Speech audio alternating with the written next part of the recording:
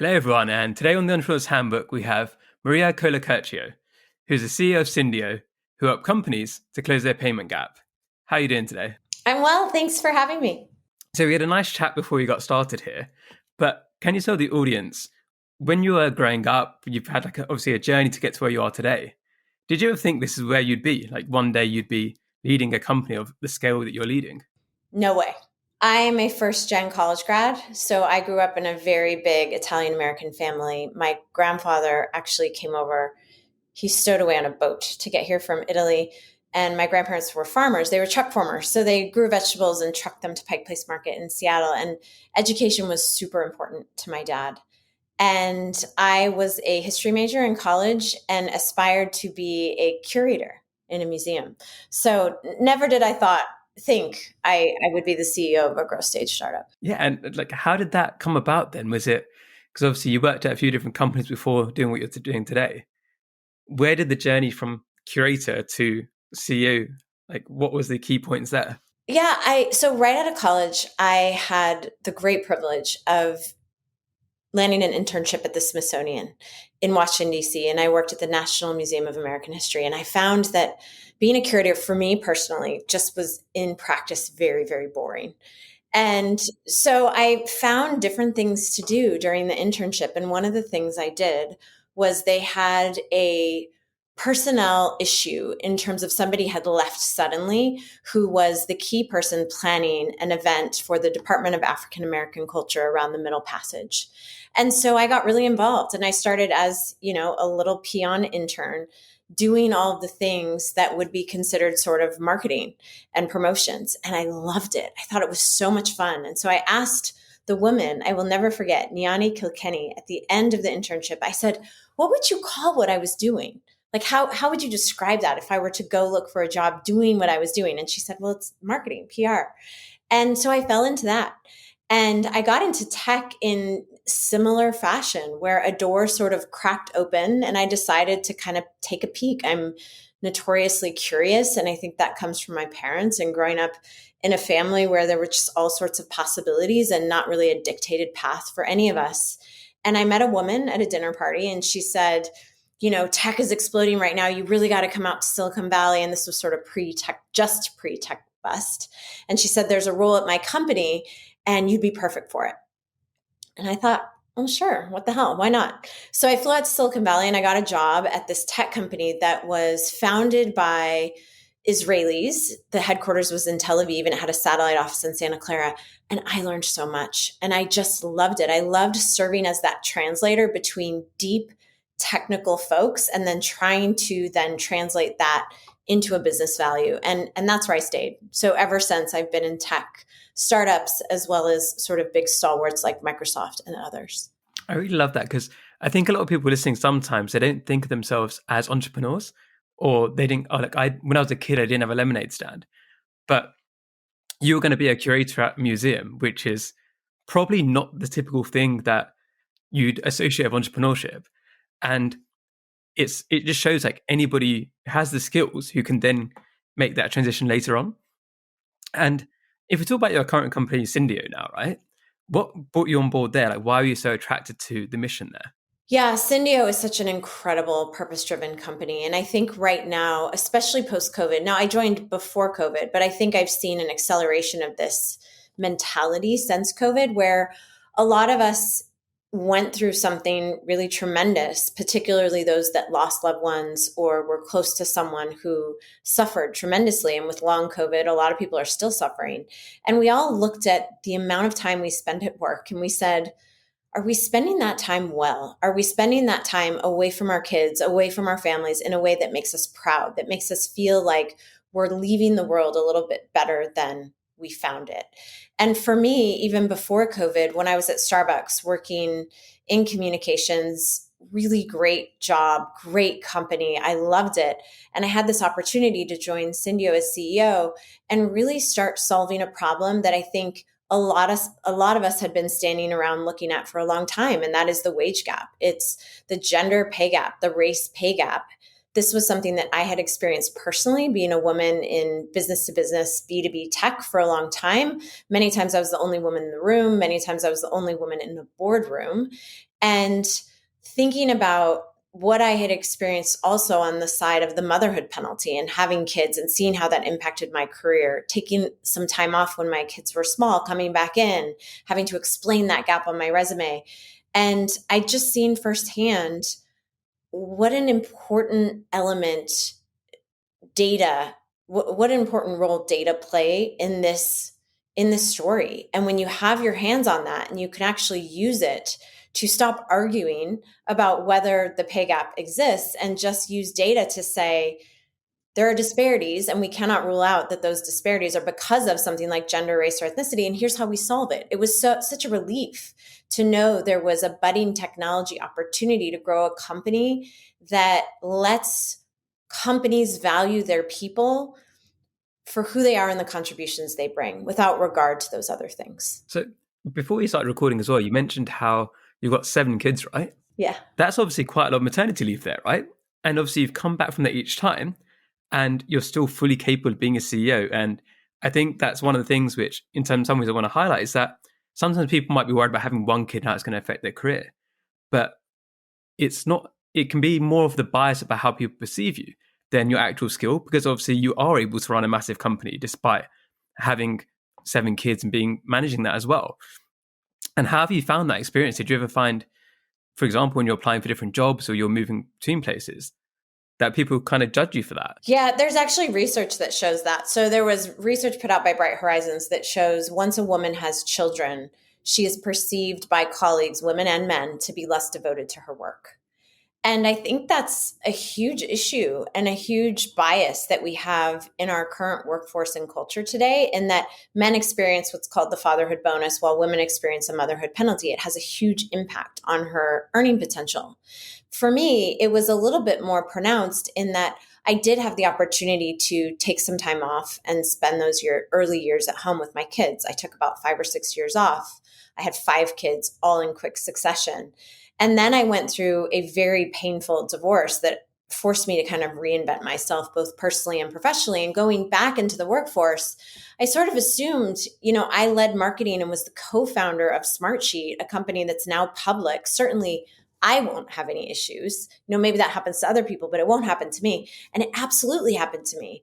It happened to me time and time and time again. I would get ask the question, well, what were you doing during this time off? And how do you think your skills are still relevant? And sure, you can come work here, but you'll have to come in at a much lower level. Ultimately, that's what I chose to do. I chose to go in and work for Starbucks, but at a mid-level manager level, which was far beneath where I had been previously in my career. But there weren't any other options for me at the time because of the time I took off, and I had to work my way back up. Now, looking back, the skills, I had 5 kids under the age of 4 at the time. And the skills that I was able to learn from that experience alone have been tremendously helpful in my career. I can handle stress really well. I don't get shaken by things that happen. I tend to handle conflict pretty well. I'm a good communicator. All of those things help in terms of leadership, but you also have to prove that you haven't lost your ability to figure out where the market is right now and to be consistent and to be relevant. And I think those are things that companies are getting better now at looking at, for example, veterans who have experience in active duty that shows they are really operationally minded. They're great leaders. They know how to drive toward the fruition of a plan, but they don't have that matched corporate experience. So how are companies trying to change things in order to make room for these exceptional humans that have skills that are outside the purview of maybe a corporate environment, but still have tremendous value? One of the things that comes to mind for me, so when people think about children, for example, we have like mothers, but it's also, there's so many people who've got invisible responsibilities that maybe you wouldn't necessarily expect. So for example, there could be young people who've looking after their parents and they've got a sick parent or they've got a sick sibling or something like that. And that never gets taken into the equation. But it's this whole thing, I guess, for employers where it's unfortunate in some ways that they will think about mothers in that way. But there's so many other things that other people who have been applying will also have responsibilities. And in a way, like you have to have that well-roundedness, right? Like, by being a good mother and by learning all those different skills there, that makes you better at what you do too. And there's all these jobs and things which are unpaid that people do, whether it's being a carer or looking after like like a disabled relative or something like that, that actually is really useful in your job too. And the bit that you're targeting, right, is to do with the pay equity side of things, right? And well, I guess you're targeting more widely than that. But what did you find that the data has been able to help you do? Yeah, I mean, so we started 4 years ago when I joined. It was a really tiny company. I joined alongside the original co-founder, Zev Eigen, who was a PhD JD data scientist. And we started as a pay equity point solution. So helping companies identify where they had unlawful pay disparities because of gender, race, or ethnicity. And the beautiful thing about this, there's this whole set of pay gap truthers out there, I'll call them, who say that it's a myth, who say that it doesn't exist. It's very easy to see. You just run a linear regression and you either have issues or you don't. So there's really no arguing with how often this occurs. And it's not, you can have reasons for why you pay people differently. You just have to make sure that those reasons are disciplined and documented and actual reasons. So companies will control for things like, well, we pay people with tenure more. We have a numerical performance rating and we pay the highest performers more. And our software, we run the analysis and have visual representations of data to show very clearly, are the things for which you say you pay why you pay, are those things true? And so we can show you say in this department you pay for tenure, but actually the women who have been there the longest are making far less than men who just got there. So let's figure out now how to remediate those issues and how to identify whether those issues are because of their gender. And in many cases, they are. So there are pay disparities everywhere. On the flip side, about a year ago, one of the things we were really intent on doing is going beyond just equal pay for equal work, because that has become table stakes. What we're now looking at in addition to that is opportunity equity. So are people having opportunities to move up to close that median pay gap, which is, are all your women up here and all your men down here? Are all your women at the junior levels? Are all your people of color at the junior levels? How do you assess promotions and doing promotions analysis, looking at your performance rating, and is it in fact bias? Do you have, when you slice the data, a difference in how you rate people for performance versus potential? So these are all things you can do once you have your hands on the data, and you can tell a really great story to your employees that is authentic and true, in that we use data to ensure we are valuing you for the contributions you're bringing. And obviously you won't be able to name the company, but what have been some of the most shocking results you've had? Yeah, so we have about 270 customers. And what's great about our customer list is we have a huge percentage of the companies that are on Bloomberg Equalities Index, huge percentage of the companies in the Just Capital rankings that rank the most highly on that list. We've got 35% of Fortune's most admired list. So our customers, you have to ask the question, and this is something that I say provocatively all the time because I think it's still interesting that it's questioned. Are they successful in spite of the focus that they're putting on workplace equity and ensuring that they have pay equity and opportunity equity, or is that part of why they're successful? And I really believe it's the latter. I believe that companies who value their people and who ensure that they're communicating with their people through transparency, saying, we're running pay equity analysis, we're looking at promotions analysis, that is part of why they're successful, because it lowers the rate of employee absenteeism. It makes employees feel more loyal to you. It makes people want to come work for you because now they know they don't have to question, if I'm Lucy, whether Bob in my same job is getting paid more than me. And employees spent a ridiculous amount of time thinking about this stuff. There's a report that came out from Gartner that shows when you don't communicate that you're addressing these issues or that you're looking at these issues as a company, employees will fill the narrative with their own information. And typically, they will make up a pay gap in their heads that's 3 to 4x worse than what your pay gap actually is. So every company has a gap, not necessarily disparities on the pay equity side, but on the pay gap side, every company has a gap. And sometimes those gaps are easily explainable. So for example, we're trying to create a large pipeline of women in the junior ranks if you're a law firm, for example. And so because of that, we still have a lot of our men up here and a lot of our women down here, which will reflect in a larger gap. But here's the explanation. Here's what we're trying to do. Here's the mentoring and coaching and upskilling that we're providing to those women to get them up to the higher levels. And we expect this to get better over time. Only in communicating that can you create the accountability to ensure that you get better and you get that trust from your employees. Yeah, because I remember there was the article recently was the Wall Street Journal about SVB, where they kind of blamed like, oh, was SVB's crisis because of their diversity focus? And it's crazy that could be in the Wall Street. You expect the Wall Street Journal to kind of have a bit more sense than that, to post that kind of thing and give credence to that argument. But there are still a lot of people who believe that, right? That diversity is something which people do once they're already successful and they've got the money to do it, rather than something which helps you make you successful. Hey everyone, I hope you're enjoying the episode so far. If you want to find some of the best lessons from season 1 of this podcast, then you can download our free ebook using the link in the show notes. You'll also get updates multiple times a week from our editors here at Entrepreneur's Handbook, all aimed at helping you become a better entrepreneur and helping you to grow and scale your business. Let's get back to the show. And I guess in the terms of like when you're gaining clients, did you ever have to battle with people on that, where they kind of saw it as a tick box exercise, whereas you saw it more as this is going to be something that's driving your business forwards? And how did you manage those discussions? Often. I mean, 4 years ago, especially when we started, people were coming to us not because they wanted to use this as a competitive advantage or because they believed in the value to their shareholders. It was because they were trying to reduce the risk of a pay equity class action, pure and simple. And what's happened over time, though, that's really interesting, as pay transparency legislation has accelerated and employees have started demanding to know more about pay explainability. Why do you pay me what you pay me? Why am I sitting in the range where I'm sitting in the range? Why is so-and-so higher? All of those things have put a huge burden of pay explainability on companies. And so as that's happened, companies have started to realize they can use this as a competitive advantage. They can use this to really cement their position and to give value back to their shareholders. They can start to use it as a filter for consumers to choose their brand over other brands because they treat their people well.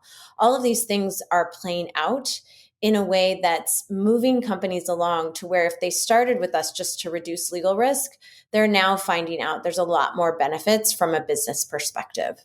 And like in terms of growth for you guys as well now, obviously getting the first clients must have been pretty difficult. Or is it something which, how did you get those first clients, I guess? And now what's the different proposition? Because obviously like I can see your website where you've got all of those logos going across there, which obviously very well respected.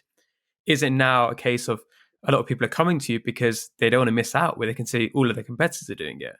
How has that conversation changed over time? It's changed a lot. In the old days, we were competing against the law firms and the consultants.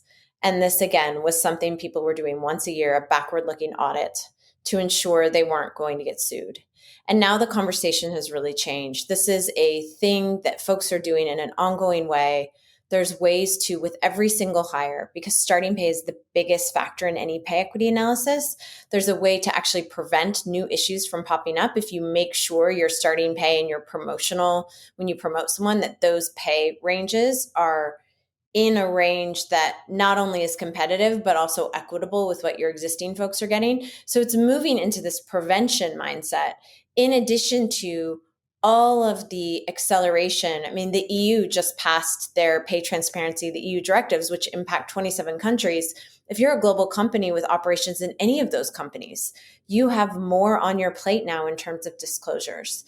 The pay transparency legislation that accelerated very quickly around the country, most people think of it as just having to post a pay range on any job that you're advertising.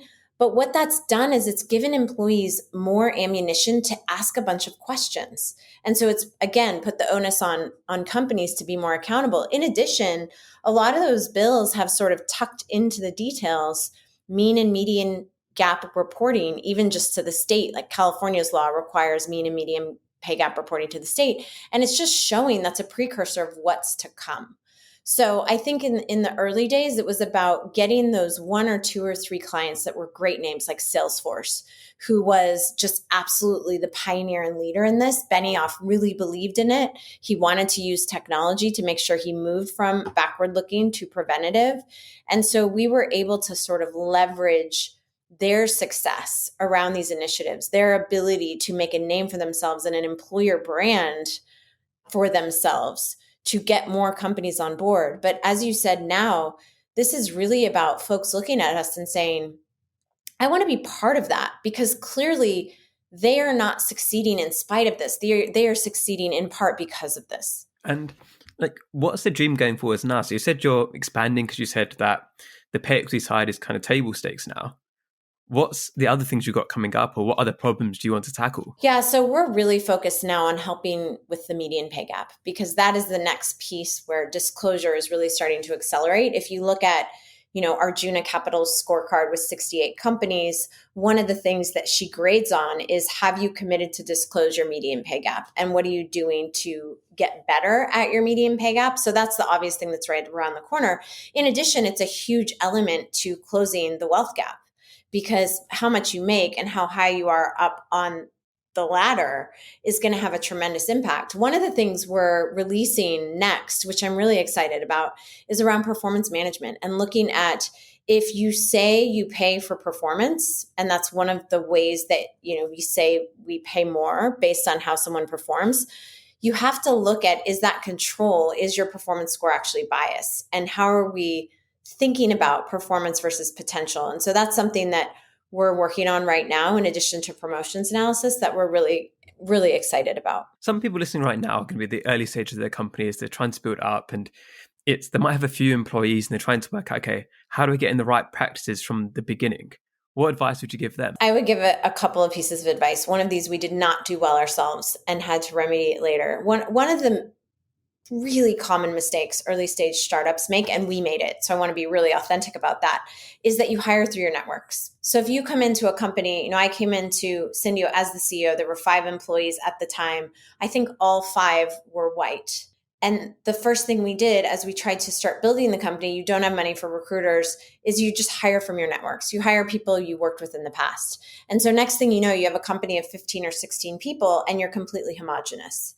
And that's really dangerous if you continue down that path. And I would say even more so, that leap from 2, 3, 4 people to 15 is a really critical leap, because if you think about those early stage folks, they're the ones getting the equity grants because they're taking a huge amount of risk. They're the ones that if they stay with the company, they're going to move up to the director, VP. They're going to move up into those roles more quickly because they've been there the longest. So how do you, at that early stage, really hold yourself accountable to moving beyond your networks, to looking and finding pipelines of people that come from diverse backgrounds? It's not only going to make you a better company, because you're going to have those perspectives in the room while you make really important business decisions about your roadmap and which way to go, which way to build, and who do you want to build for. But it's also going to help you as you start addressing things like your own median pay gap when you get to 50, 60, 100, 150 people. Yeah, I'm doing this myself now because, like, for my own organization, we're starting to now hire and delegate. And one of the things I was going to do is use my network. And I can obviously see how there is an issue, because even thinking through the people in my head, one of the things I was going to intentionally do is have that kind of lens of, okay, can I get people from, let's say both, like me and my co-founder are both men. So we're trying to make sure we get women on in the early stages as well to balance out. And even in our board, for example, we've got women in our board to make sure that we have those other perspectives to show our blind spots. But it's like you said, we should really put those roles out more widely, because you never know who might apply, and maybe you don't already know them. But I guess one of the tough things as a founder is it's that element of trust. Or if you know somebody from before, it's when you interview somebody, you know a bit about them. If you've worked with them in the past, you know a lot about them. How did you overcome that when you're trying to diversify your own company and your own hires? Yeah, you just have to think about your qualified applicant pool and broadening the lens and the scope of your qualified applicant pool, because you miss out on 100% of candidates you don't see. So we all love to think, well, I know the best person because I worked with so-and-so in the trenches, and in the trenches, they were so great. since they were in the trenches with you 7 years ago, a lot has changed for that person. So you don't necessarily know that they are going to have the same work ethic, the same ability. You don't know what their relevance is. And I just always tell myself that is such a dangerous decision to make that isn't always in the best interest of your company, because you're missing out on so many people that you're just not seeing or giving yourself the opportunity to engage with or hire. I know one of the mistakes I made in the past is where you hire people who are friends first. And the problem is you know them and you trust them as friends, but then that professional relationship is very different. And sometimes you think, oh, okay, they're really good at like going to whatever, going out. But when it comes to their work relationship and how they act at work isn't really what you expect.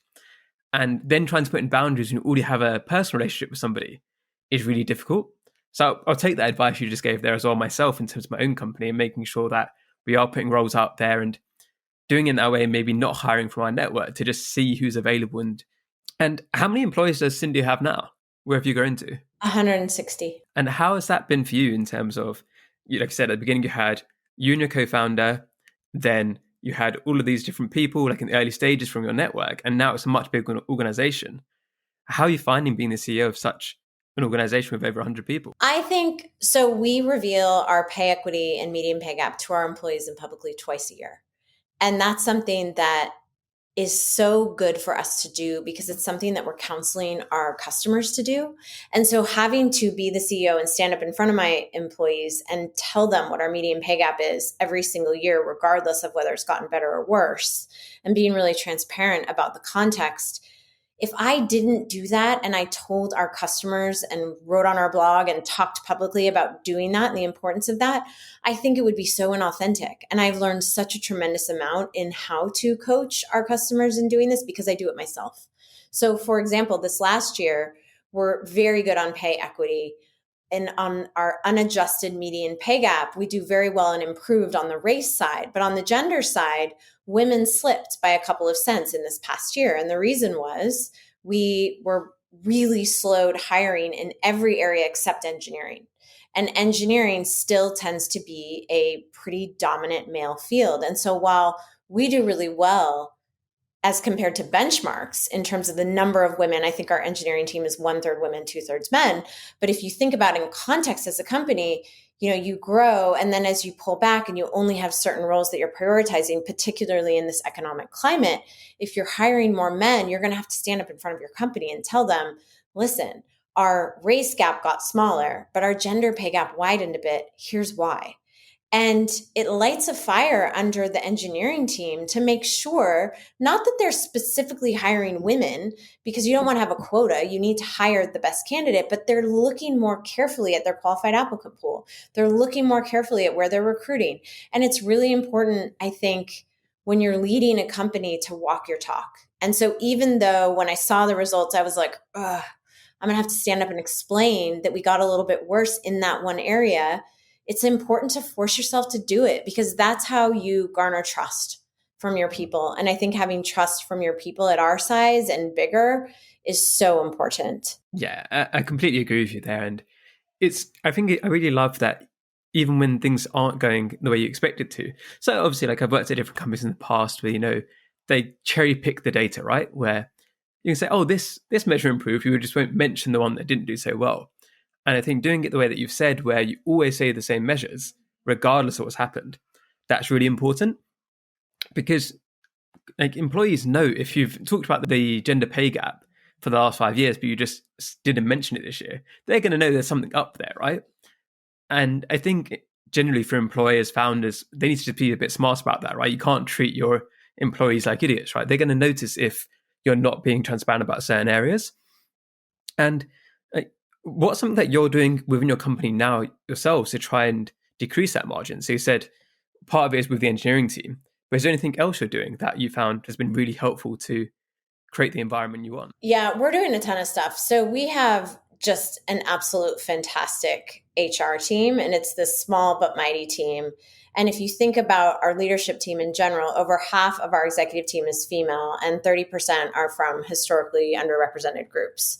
So what we need to keep doing is keep our qualified applicant pool numbers. So we have a requirement of 50% of our qualified applicant pool where appropriate, because it depends on the labor pool in terms of where you're hiring. But our qualified applicant pool represents the type of company that we want to represent and represents the type of demographic area from which you're hiring. So that's really important. A couple of other things that we do that I think are really critical are, number one, we're fully remote. And that is something that's really important when you think about trying to be a company that has people from all sorts of backgrounds. Number two, we have really great benefits. You cannot overlook that as a growth stage startup. And we have twice a year, we shut down for a week. So we shut down in between Christmas and New Year's for a week, and we shut down the week of July 4th. And that's in addition to flexible PTO. And the reason we do that is because a lot of our folks just need the ability to take that downtime when they're not going to come back to piles and piles of work. So there's little things like that that we do that I think are really important from the perspective of creating a culture that makes people not just feel included, but makes them feel like they actually belong. And even though I started this out with we're fully remote, running a fully remote company is really difficult to make people feel like they belong. It's really difficult to foster connections. Each functional team has 2 offsites a year where they're in person together, and that's really important. We try to do the whole company together every other year because it gets pretty expensive, to be honest. So it's not something we can do every year. But you have to figure out, how can I still create opportunities to foster that culture while being in a fully remote environment? It takes a lot of energy and effort. So really love what you're doing, and there's a lot of great tips there for founders and entrepreneurs as well. Before we wrap up, is there 3 entrepreneurs that you'd love to shout out that you think people listening right now should be paying attention to and following? Yes. So the first are Elise Smith and Heather Chen at Praxis Labs. And Praxis Labs is so clever and creative. So what Praxis Labs is doing, it's very complementary to what we do, which is part of why I love it. But it's actual virtual reality training for big companies, so Fortune 1000 companies. And they put you in a virtual reality environment and then take you through real life training that helps to combat microaggressions in a way that the training actually really sticks. So it's a really, really cool solution. Number 2 would probably be Gary Cooper. So Gary Cooper is the CEO of Reaply. And Reaply is a really interesting company because in general, they're sort of like a sustainable inventory management company. And so they help you figure out, like, from large scale to individual assets, like how to approach this from a sustainable perspective and how to do a bunch of reuse, which I think as corporate business leaders, that's something that we're always looking for and trying to find. And then the last one, those are 2 sort of on the startup side. On the larger stage side, I always go back to Rachel Carlson at Guild. So they just rebranded, I think today, from Guild Education to Guild. They have been for a long time helping big companies educate their hourly workforce. So providing college opportunities to Walmart and those types of companies for their hourly workforce. And they just took the education off, and now they're also providing upskilling and reskilling. So actual management training to help, again, close that median pay gap via opportunities for folks to move up, which I think is just a really cool pivot on Rachel's part and really reflects kind of the spirit of what she's always been trying to do. Awesome. Love all of these people. I'll make sure I check them out as well. So been a pleasure to have you on today. Have you got any final words you'd love to share with the audience? Think very carefully about your approach to transparency as it relates to things like pay equity and the pay gap, because the pressure around these topics is going to keep coming fast and furiously. And the companies that are going to do well and succeed are those that are willing to embrace it and kind of see the tidal wave coming and dive right into the middle of it.